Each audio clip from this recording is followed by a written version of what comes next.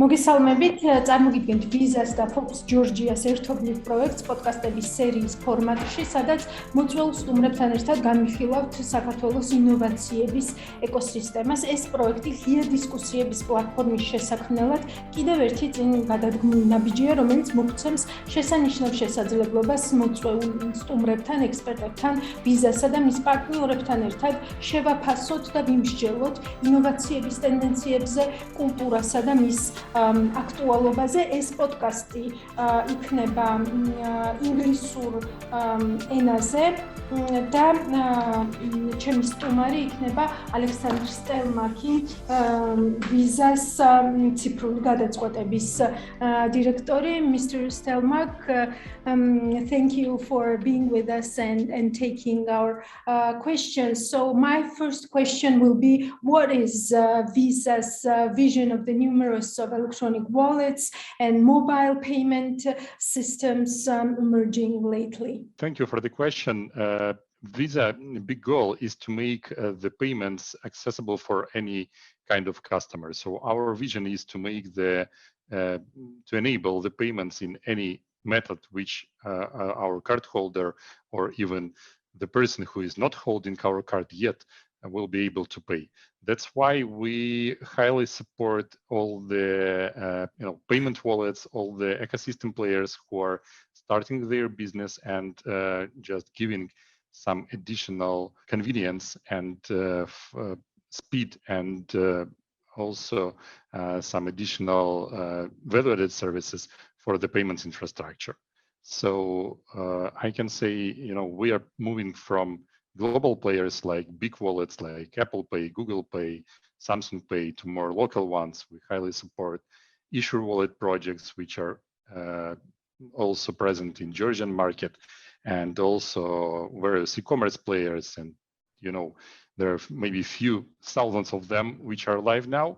And I think that in case if it gives the convenience and speed of payments to our customers, then definitely we will support. You mentioned Georgia. So comparing countries of the region that you cover, where would you rank Georgia on digital development? That's my favorite question because for some period of time, Georgia was rated number 1 globally in terms of contactless payments share. And unfortunately, for this time, we are not number 1 in the world, but we are still number 1 in CEMEA region. And I can see that in terms of development of digital payments, we see that Georgia is a big example for other markets which we are working with. And there is still some maybe very little space for improvement from moving to fully 100% of contactless, but we can say that more than 9 of 10 transactions are now happening with NFC card or mobile phone. Is it realistic to move to the fully contactless? I think for Georgia market, for sure, it's absolutely realistic. The question is with tourists, because there are still a lot of places in the world where people use Max Stripe cards or they use chip cards, and they come to your country to visit beautiful places, and definitely they use the card they have. But for local market, for domestic, definitely I think that's just a matter of time when we will have it in half a year or maybe in 2 years. But this is something which we can achieve together. What new payment methods does Visa offer? What are the opportunities that these technologies provide to consumers? Yeah, I would mention a few of them. So maybe the most recent one which we are developing in Georgia and some other markets is Visa Tap to Phone solution. So this is a new kind how to switch your normal Android phone to a mobile acceptance device. So you just need a phone and you need to register with your bank, and you can start accepting the payments right now. No additional hardware needed, no complex agreements. You just register and download the app, and your is now a POS terminal. So this is one of the most recent projects which we are launching. There is one bank in Georgia who already launched it, and a few more in other regions. And I think that this is a game changer for payment infrastructure, because you don't need to buy an expensive hardware anymore. You can just use your simple phone. That's one side. From the issuing side, from the point of where our cardholders look, we can mention the tokenization, and this is technology which allows to make the payment with your phone.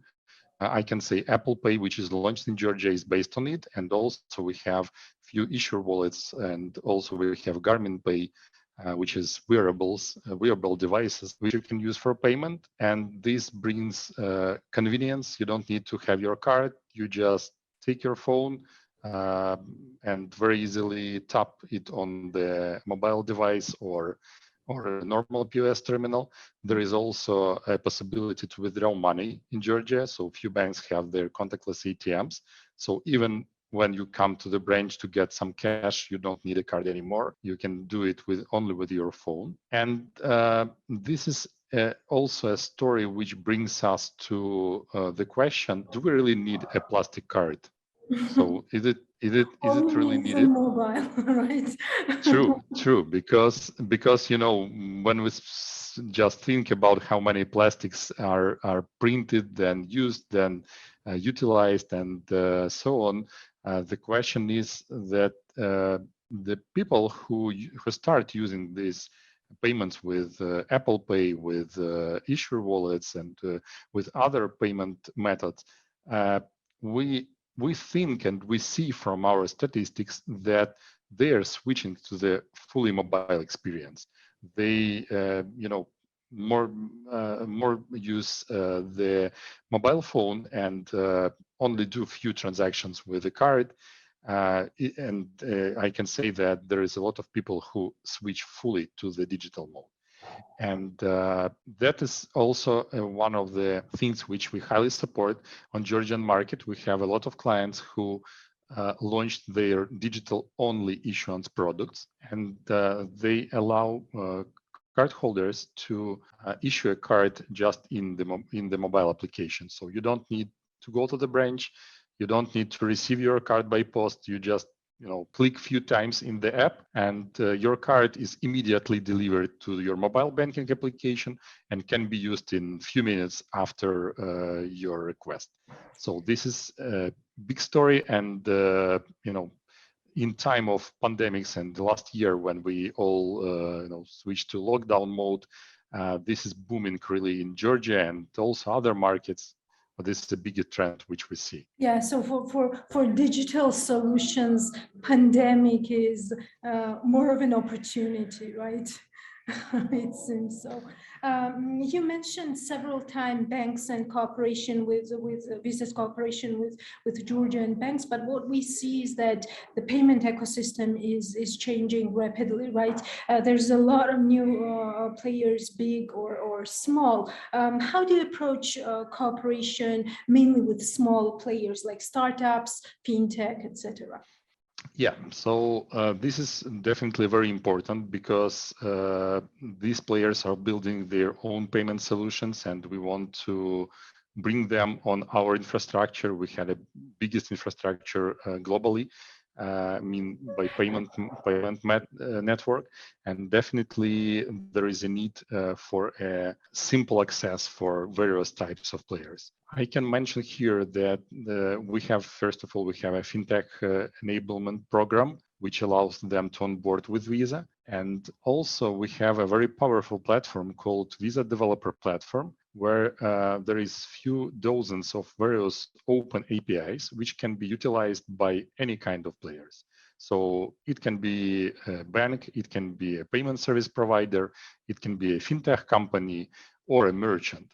And this is open platform. You can just easily go to developer.visa.com and it is open for everybody. You don't need to be a Visa customer even. And you can use Sandbox. You can take a look at the possible options. You can try to find a solution which helps to drive your business. And in case if you are interested and your solution is ready, definitely then you need to enter in some partnership with us and move strictly to production. Just to give you an example of what potentially this API can be, I can mention one of the most recent solutions which we launched in Kazakhstan with one of the banks. Yeah, it is a solution called Visa Stop Payment Service. Just give me a second, and I will give you some brief details what it is.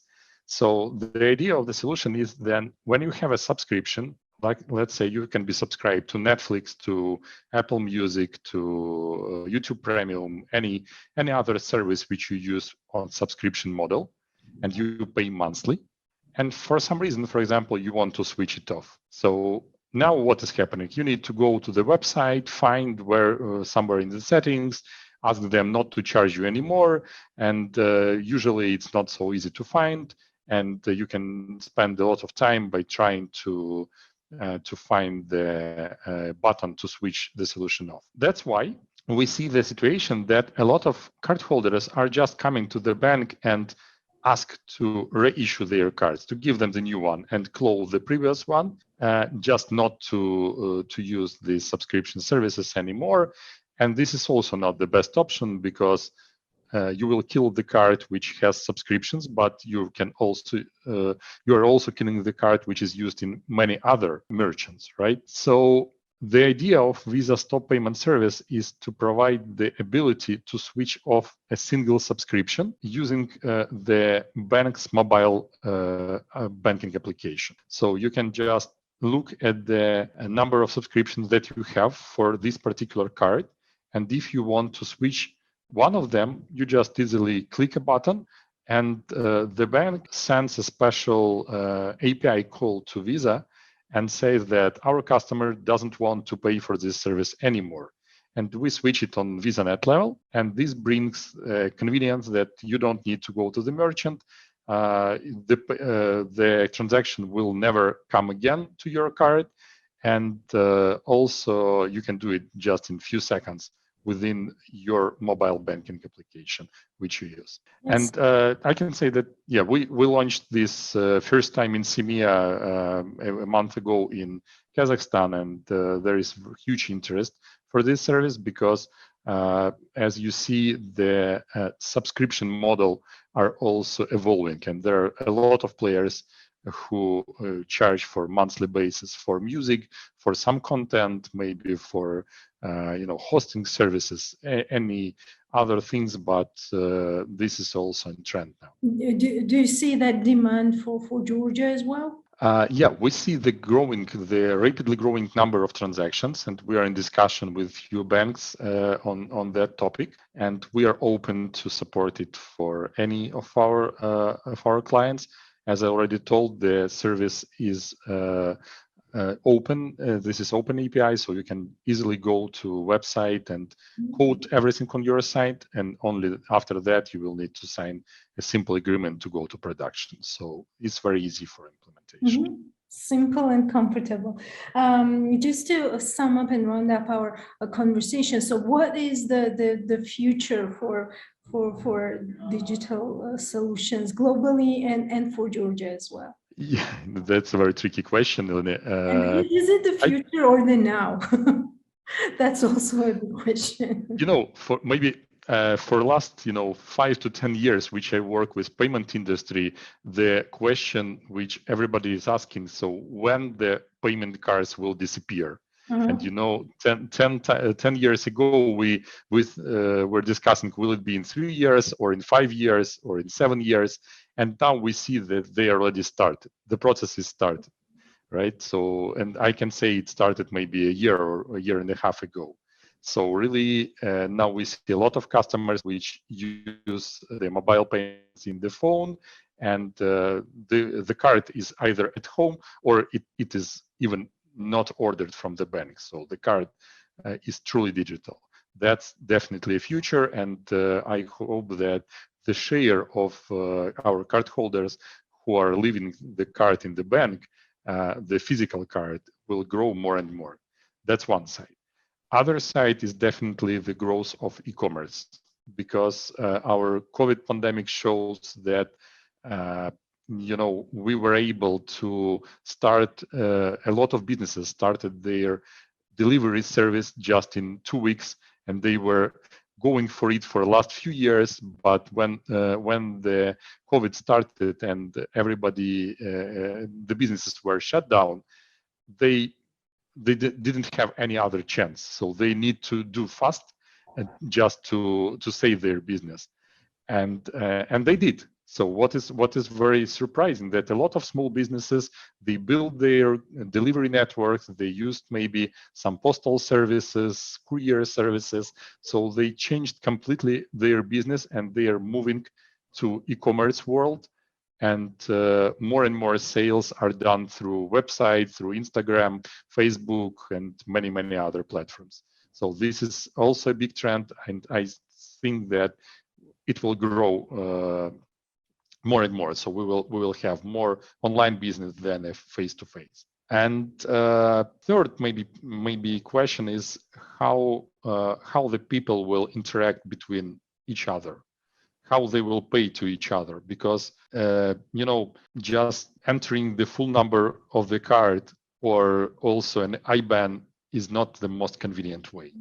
So, and we are moving also to the service when you just need to know the phone to send money. This is Visa Alias service, and we are working on that in different regions, and this brings also convenience of money transfer.